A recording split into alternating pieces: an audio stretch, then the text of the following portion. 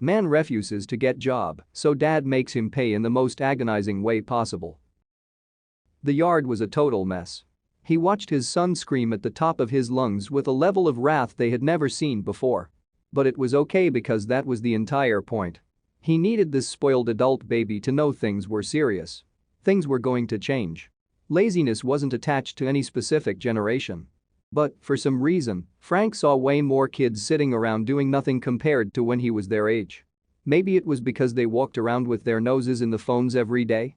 Maybe he was just sick of his own kid doing it. His son, Jeremy, had been out of college for over a year. It had already been 3 years wasted on a useless liberal arts degree, but now it was hours of stupid video games and nothing else. To put it mildly, parental support was being taken advantage of. Arguments of university loans became a nightly dinner table event. It started with chicken stew leftovers of all things. His wife had put extra love and care into the meal so much that they had plenty of leftovers for a couple of days. A fire lit in Frank's stomach as he watched his son plop down, sneer at the food, and then pull out his phone. No phones at the table, he said, finally having enough of the entire situation. An explosion from Jeremy was expected, but not of this proportion. He watched as his son stood up, yelled how everything in their house was horrible. He was tired of eating this garbage and was pizza too much to ask for. It was like reliving the infuriating teenage years.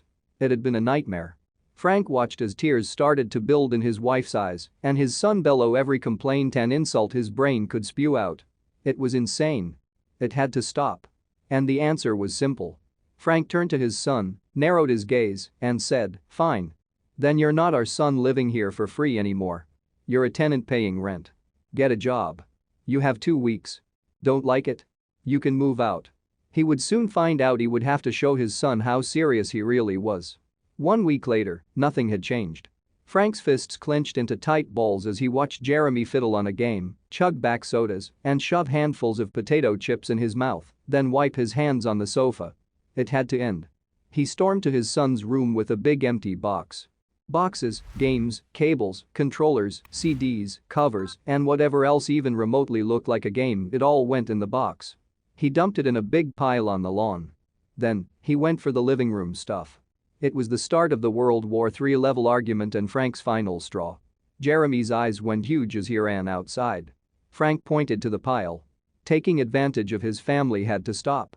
He wasn't a kid anymore, and they weren't going to take his ridiculous behavior. Furious excuses and insults poured out of Jeremy's mouth. Frank got on his huge riding lawnmower and turned the key. The blades whirled. The mower was fast. His son's face went pale and full of horror as Frank went straight for the pile of family contention. Plastic cracked into tiny bits and sailed across the yard. Paper and metal joined the mix. The expensive collection was utterly destroyed. Frank had to admit something: it felt great. The satisfaction of watching his son's meltdown was so better than expected, even with the rage-filled screams echoing over their property. The line had been drawn. He wasn't going to let a man-child brat live under their roof any longer. He handed Jeremy the keys with very simple instructions. There was a full tank of gas. He was going to drive into town and he wasn't going to come back until he had a job. It didn't matter if he had to sleep in the car. There was no way he was stepping foot inside the house again unless he was employed. It didn't matter if it was flipping burgers or pumping gas. Any honest day's work was respectable. He held his wife tight as they watched him speed away. Gravel flew through the air and a billow of dust signaled his departure. But what would happen in the end? The sour son came back that night, job offer in hand. He was going to join the exciting world of supermarket shelf stocking. Frank handed him a list of rental expenses, complete with a family discount. He could tell his son hated it, but no more arguments detonated. It was the best outcome possible.